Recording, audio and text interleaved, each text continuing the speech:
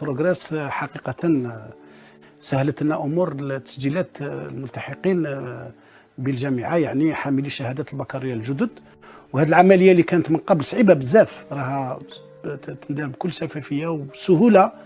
على أي حال فيه متخصصين بإطارات غادي يتكلموا لكم على بروغريس. Progress est un système d'information qui vise la modernisation de la gestion.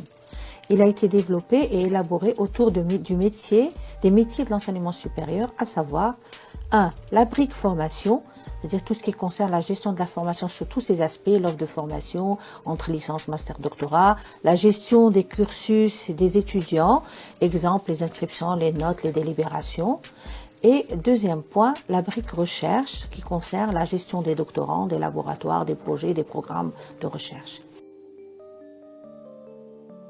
Le système d'information intégrée a été réalisé dans le cadre d'un partenariat avec l'Union européenne. Je rappelle ici les différentes étapes. 2008, mission d'identification. 2010, signature de l'accord avec l'Union européenne. 2011-2012, mise en place des missions d'expertise court terme et de cadrage. 2013-2015, travail de concert entre les ingénieurs algériens et les équipes du consortium de l'Union européenne, 5 nationalités, Italie, Belgique, Allemagne, France et Espagne, pour la mise en place de l'architecture d'accueil du système du projet et de son paramétrage, la mise en place du plan de bascule et de migration, et enfin la mise en place du plan de maintenance. Mai 2015, le projet est opérationnel. انطلقنا في المديرية العامة باستعمال نظام بروغرس في سنة 2016 بالتكفل بتسجيل حاملي البكالوريا الجدد الذين بلغ عددهم آنذاك حوالي 300 ألف طالب. ثم في 2018 تعمم هذا النظام ليشمل طلبة الماستر واحد بتعداد 200 ألف طالب وطلبة الدكتوراه. من مزايا هذا النظام تتبع المعلومة آنيا وتتبع أثرها وتحسين مرئيتها، كل هذا في إطار الحوكمة التي يصبو إليها القطاع. En 2008, le ministère de l'Enseignement supérieur a lancé la réflexion sur la mise en place de son propre système d'information intégré comme objectif stratégique. La réflexion a été axée sur un développement spécifique à travers des outils open source. C'est en 2011 que la réalisation du projet est lancée. Elle est lancée avec l'appui technique de l'Union européenne dans le cadre d'un programme d'appui à la réforme de l'enseignement supérieur et de la recherche scientifique. Et un programme de coopération a duré jusqu'en 2015. À partir de 2017, après donc le développement, les données ont commencé à être constituées et intégrées au système. Ces données sont abritées, bien entendu, en Algérie.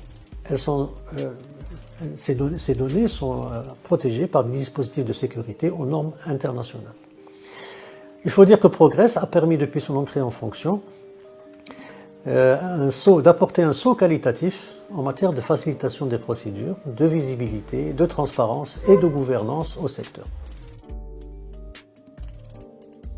حاليا نقوم بتدعيم نظام المدمج بروغرس بميدان جديد وهو GRH الذي يسمح بتسيير الموارد البشرية من مسار الأستاذ والعمال. هذا النظام الذي يسمح بمتابعة المسار المهني للعمل والعطل، الغيابات، التكوين، وكذلك متابعة الملف الطبي للعمل.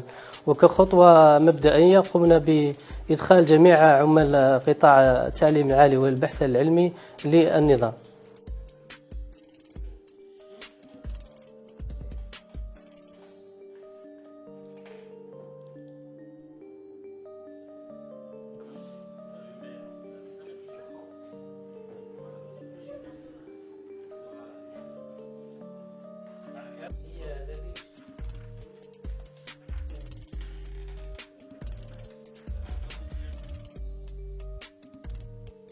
مثل ما تقدم به إذن الزملاء، فنظام بروغريس الآن هو استثمار أساسي في مجال العاصرة مرفق التعليم العالي والبحث العلمي في شتى جوانبه طيلة العشر سنوات الأخيرة.